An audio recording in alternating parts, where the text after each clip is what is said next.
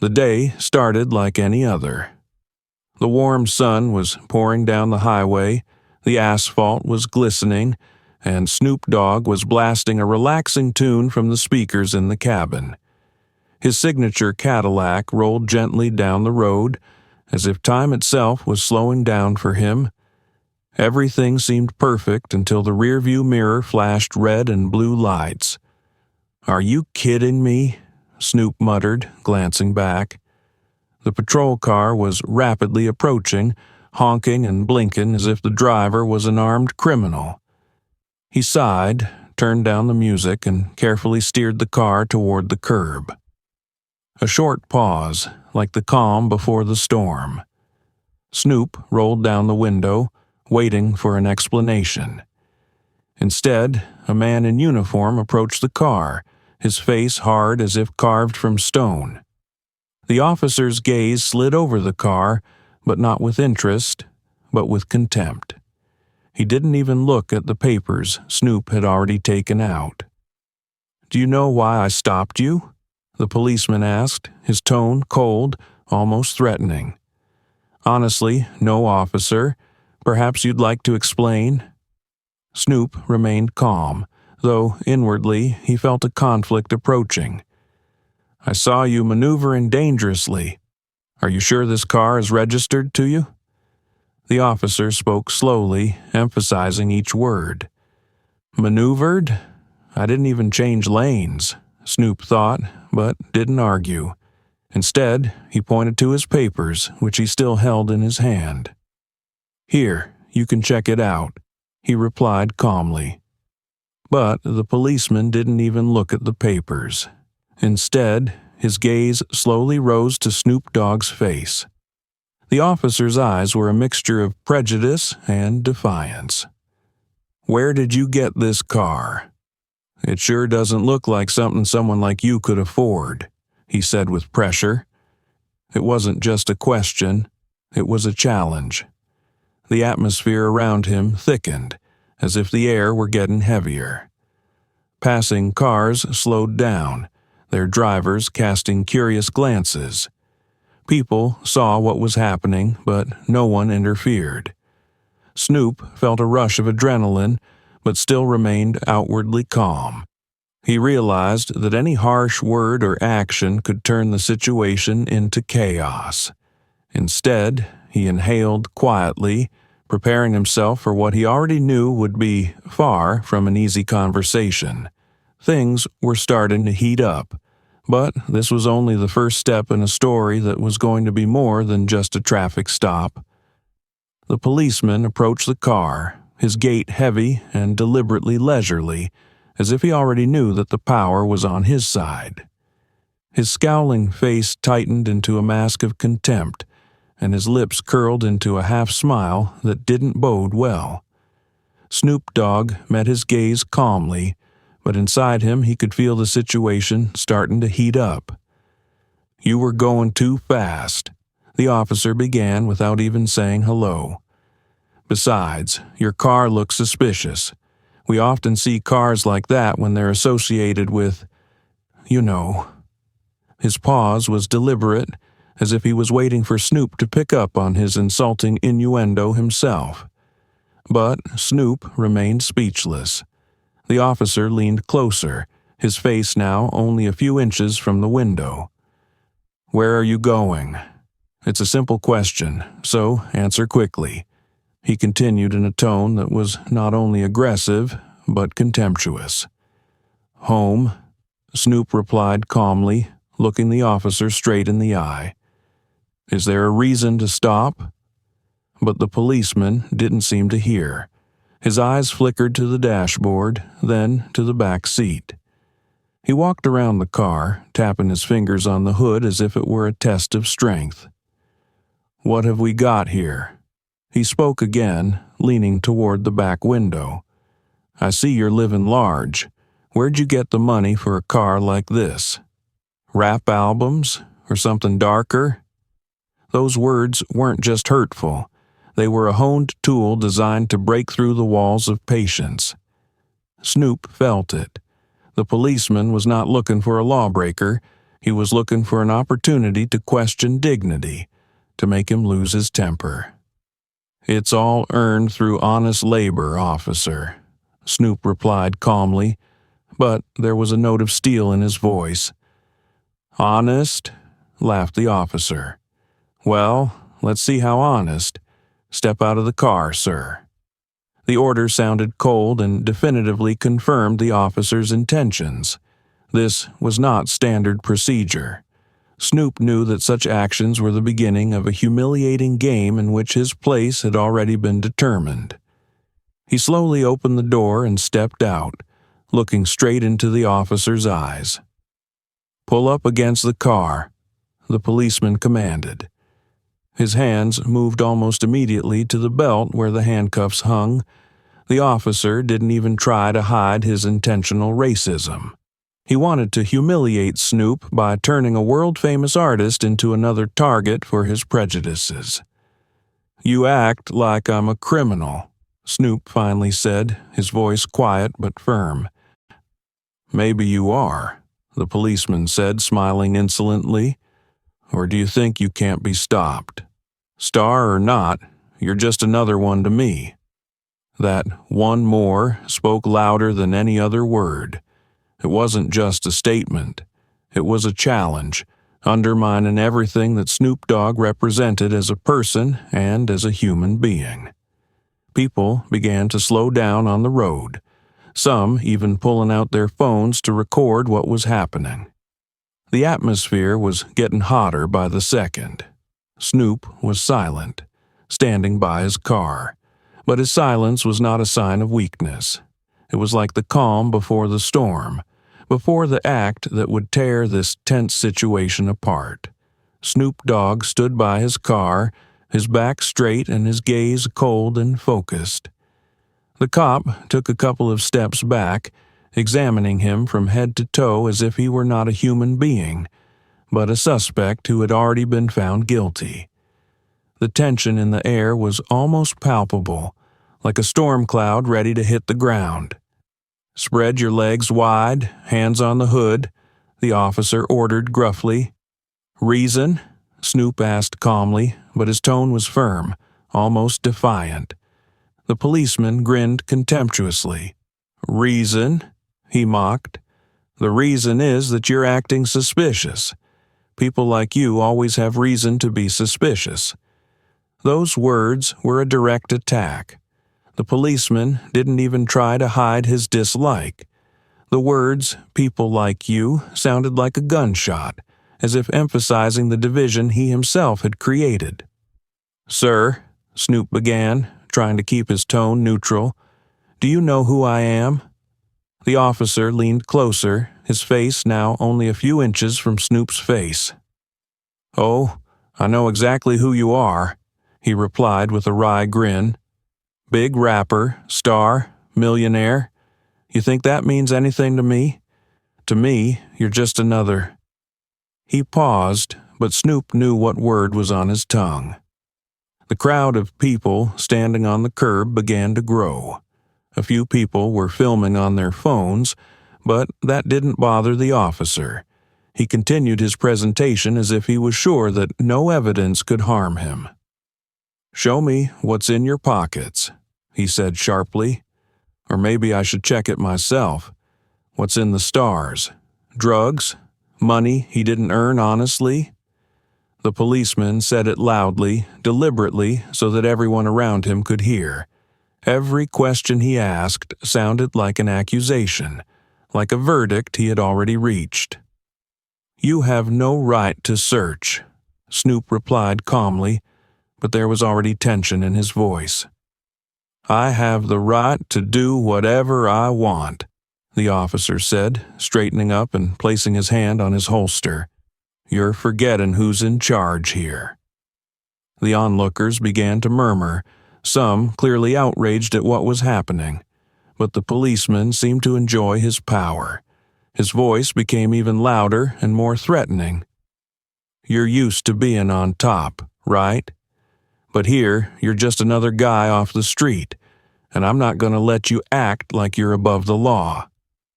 Those words were the last straw, The insults, the threat, the overt racism, it was all an attempt to break Snoop, to make him react. The officer hoped he would lose his temper, give reason to arrest him, but Snoop remained unmoved, his calmness like a granite rock against which the waves of hatred crashed. The crowd froze, the anticipation becoming unbearable. The whole scene seemed to be moving towards the inevitable explosion. But instead of losing control, Snoop took a deep breath and said the words that were going to change everything. Snoop Dogg's car, parked on the side of the road, was slowly passed by a line of cars. Some drivers slowed down, not hiding their curiosity. Others simply accelerated, trying not to linger in the epicenter of the heated drama. However, everyone who passed by would glance at the scene unfolding on the highway. A famous rapper at his car and a policeman beside him, brazenly demonstrating his power. Some eyewitnesses immediately recognized Snoop Dogg. Their eyes widened at the realization of what was happening in front of them. They saw the officer speak to him with disdain, make him spread his legs and search his car for no reason. People were whispering, many pulling out their phones to film what was happening. Some opened their car windows to better hear what the officer was saying. "That's Snoop Dogg," the woman driving the black SUV whispered to her husband. "What is that cop doing? He didn't violate anything." "Stay out of it," her husband cut her off, glancing nervously at the patrol car. "You know how it is. It's best not to get involved." These words reflected the general mood of the crowd. People were afraid. They were afraid for themselves, afraid that any word could attract unnecessary attention from the police. They saw in this scene not just a stop, but a real embodiment of the systemic racism that permeated their daily lives. On the sidewalk, next to the highway, several passers-by had gathered. A young couple stood looking at what was happening, and their outrage was obvious. "It's not fair," the boy said quietly, squeezing his friend's hand. He hadn't done anything, and this cop was already acting like he was a criminal. "What can we do?" the girl whispered, her voice trembling with fear and helplessness. "If we interfere, we could be arrested too." But voices were beginning to emerge among the crowd that could not be silenced. "Hey, this is wrong," shouted a teenager filming on his phone. "He wasn't breaking anything." The officer turned sharply to the shouting man, his eyes flashing with anger. "Shut up and put the phone away," he shouted, walking menacingly toward the sidewalk. The teenager took a step back, but continued filming. At the same time, several cars stopped very close to the scene. People were getting out of their cars, clearly outraged by what was happening. Some said they should call lawyers. Others suggested calling the press. Snoop stood still, his eyes fixed directly on the officer, but he could hear everything that was going on around him. He knew that this crowd was his only defense, his only hope for justice.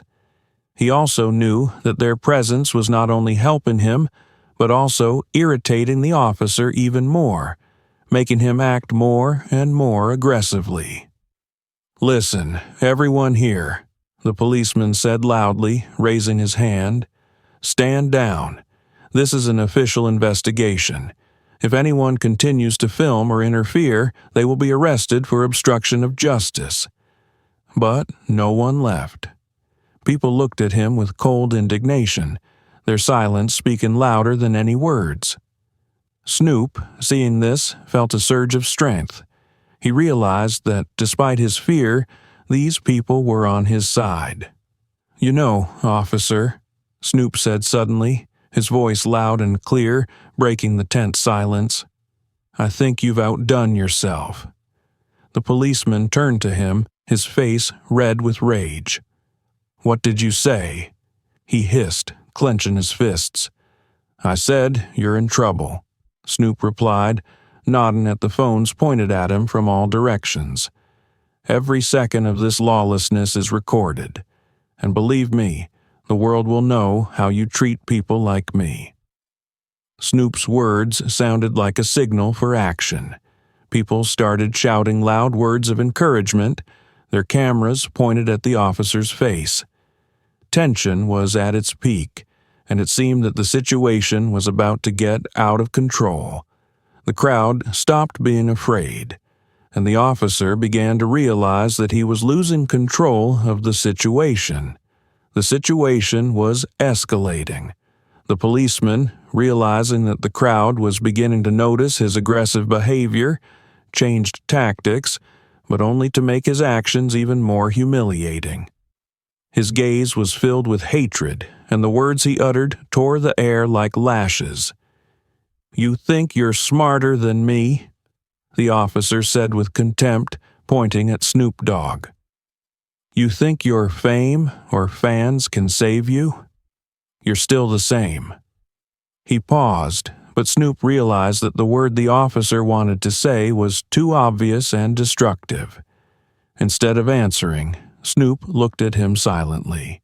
His calm gaze, like a searchlight, burned out the officer's contrived superiority. There was something powerful in that silence, something that made even the witnesses hold their breath. "You think you're special, don't you?" the cop continued, leaning in closer. "This car, it's not yours. These clothes, you didn't earn them honestly. It was all bought with dirty money. People like you always take the easy way out." The crowd gasped. Many began to shout at the officer, accusing him of racism, but Snoop raised his hand, gesturing for silence. His face remained impenetrable, as if he were a rock in a raging storm. "Officer," he said finally, his voice deep but calm, "I'm standing here because you decided you could use your power to humiliate me. But you know what? You can't make me break." The policeman clenched his fists. His irritation was growing because he realized that every time he tried to attack Snoop, he turned those blows into his own power. The officer took a step back, but immediately came back, his face turning purple with anger. "You're not in control of anyone," he shouted, pointing at Snoop. "All you do is play the role of a victim to hide your real dirty deeds. Maybe I should call for handcuffs and take you back to where you belong." "My seat?" Snoop paused to let his words reach everyone in the crowd. "My place is where I deserve to be, with my work, my talent, and my actions. You, on the other hand, officer, you are now showing that you belong in this humiliation." These words were a blow to the policeman's ego. He stepped closer, as if he wanted to physically prove his superiority, but suddenly he was stopped by something stronger. Dozens of cameras pointed directly at him. People were recording every detail, every word, every gesture he made. "You're surrounded by the truth, officer," Snoop continued, his tone calm but steely. "And the truth is, I'm not a victim. I'm a man who knows his rights, and you're just trying to hide behind your uniform to hide your fear." The policeman froze. His gaze darted from Snoop to the crowd, then to the cameras. He realized that he had lost control of the situation. His next move could either save him or destroy him completely. But Snoop, despite all the pressure, was still standing in front of him, calm as the ocean before the storm. The crowd was no longer a silent witness. People shouted words of encouragement, and each shout sounded like a reminder to the officer, "We see you. We see everything you do." The situation had heated up to the breaking point, but it was this calmness of Snoop Dogg that began to break down the walls that the officer had so diligently erected using his power and prejudice. The officer fixed his gaze on Snoop Dogg, his face a mixture of irritation and anger. He felt the situation was out of his control, and the only way to regain his dominance, it seemed to him, was to increase the pressure. He turned sharply toward the car, as if trying to show defiantly that he would now act without warning. "I'll do a search," he said sharply, his voice sounding like a gunshot. "Let's find out what this luxury car is hiding. Drugs, weapons, or maybe something worse?" The crowd watching froze. The onlookers could not believe that the officer had said it so openly. Cameras pointed at him, and some people began to protest loudly. "You have no grounds," shouted someone from the crowd. "This is an abuse of power," echoed another voice. But the officer didn't even look at the crowd. His goal was one thing: to show that he was above the law, above any man standing in front of him, especially Snoop Dogg. "You have no right to search my car, officer," Snoop said, keeping his tone calm but firm. His voice sounded clear, confident in his words. "You don't have a warrant. This is a violation of my rights." The policeman turned sharply toward him. His eyes narrowed and his hands clenched into fists. "Don't give me orders," he hissed. "I decide what's legal and what isn't. People like you always think they can get away with anything. Well, not with me." The phrase, "people like you," hung in the air like poisonous smoke again. The crowd murmured, and the outrage grew. People started shouting words of support for Snoop Dogg, demanding that the policeman stop his actions. "Officer, I'm warning you." Snoop leaned forward slightly, his voice sounding like the thunder before the storm. "Every move you make right now is being recorded. If you break the law, it will be public knowledge." "Oh, so you're threatening me?" the officer asked sarcastically, his tone even more contemptuous. "You think your internet fanatics are going to stop me? You're nothing. Your fame means nothing here." The officer reached for the car door, but at that moment Snoop stepped forward. He didn't touch the officer, didn't make a single aggressive move, but his presence and confidence made the officer freeze. "I'm telling you again, you have no right. If you break the law, I guarantee that justice will find you," Snoop said firmly. There was a heavy silence in the air. The policeman froze, his hand hovering a few inches from the doorknob. The crowd watched this moment with bated breath. Even those who were shooting the video froze so as not to miss a second. "Hey, officer," came a voice from the crowd. It was a man in a business suit who appeared to have just arrived on the scene. "I'm an attorney.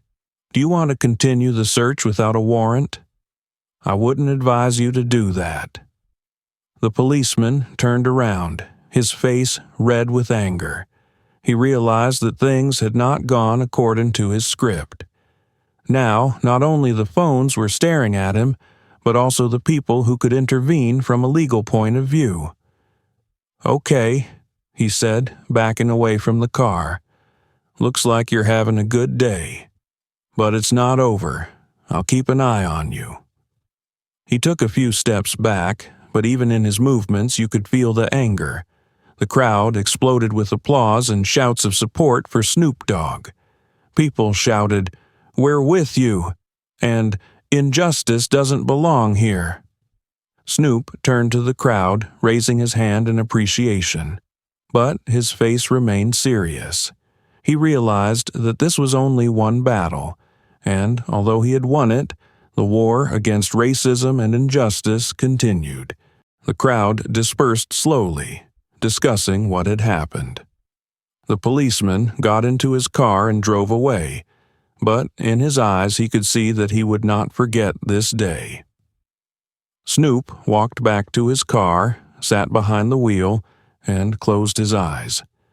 He knew this was more than just a traffic stop.